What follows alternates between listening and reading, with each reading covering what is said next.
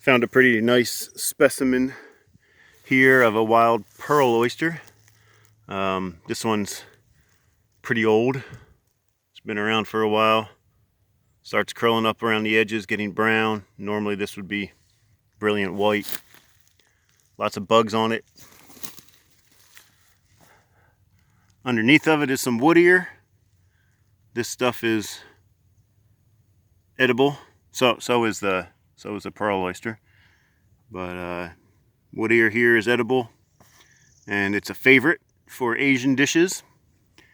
And all kinds of stuff likes to eat mushrooms, not just us.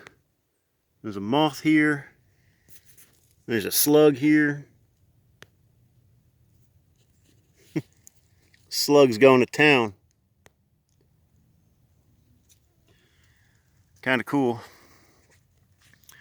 So there's a much older one, but this is a pretty big piece, pretty big specimen here of a pearl oyster mushroom.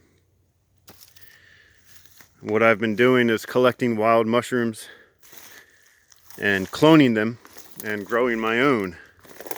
And pearl oysters is one of them, among a couple of other ones, and that's what I'm out here doing today, is trying to find a couple other species that I don't have yet so I can start cloning them. This one here is called a deer mushroom or a fawn mushroom. It's also edible. But be very careful. Don't just go out in the woods and start eating mushrooms. A lot of them are toxic. A lot of them will mess you up pretty good, and some of them will actually kill you. So don't watch my video and say, "Ooh, I can eat that," and then go out and try to find one. You do your own research. Cross-reference it many different times before you decide to eat one. And if you do decide to eat something, test a very small portion of it at first. Give it a couple of days.